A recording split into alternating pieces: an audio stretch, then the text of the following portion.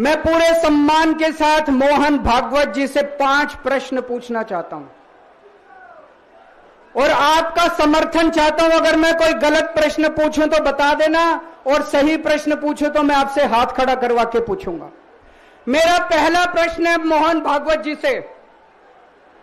जिस तरह मोदी जी देश भर में लालच देके या ईडी और सीबीआई की धमकी देके, डरा के दूसरी पार्टी के नेताओं को तोड़ रहे हैं, पार्टियां तोड़ रहे हैं, सरकारें गिरा रहे हैं, क्या यह देश के लिए सही है?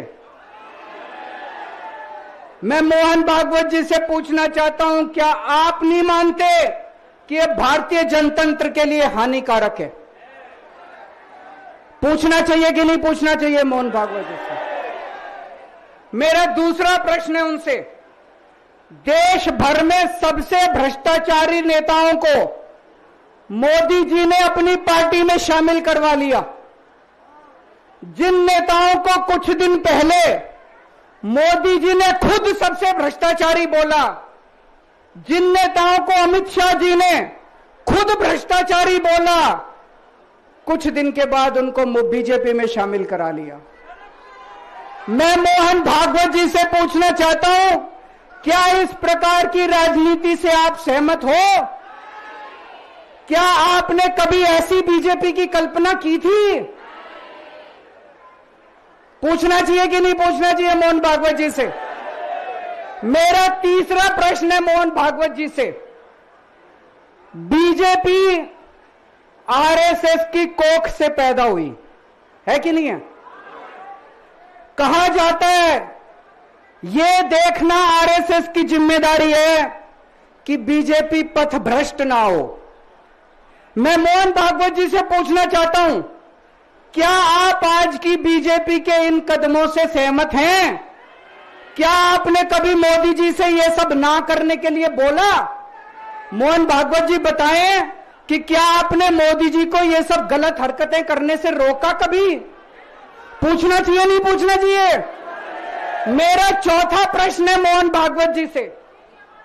जेपी नड्डा जी ने लोकसभा चुनाव के दौरान उन्होंने कहा कि बीजेपी को अब आरएसएस की जरूरत नहीं है। आरएसएस बीजेपी की मां समान है कि नहीं है? क्या बेटा इतना बड़ा हो गया कि मां को आंखें दिखाने लग गया? क्या बेटा इतना बड़ा हो गया कि आज मां को आंखें दिखाने लग गया? जिस बेटे को पाल पोस के बड़ा किया, जिस बेटे को प्रधानमंत्री बनाया, आज वो बेटा पलट के मां को अपनी आंखें दिखा रहा है। मातृतुल्य संस्था आरएसएस, आज वो बेटा अपनी मातृतुल्य संस्था को आंखें दिखा रहा है। मैं मोहन भागवत जी से पूछना चाहता हूं, जब नड्डा जी ने यह कहा तो आपके दिल पे क्या गुजरी, आप जरा बताइए इस देश को। क्या आपको दुख नहीं हुआ?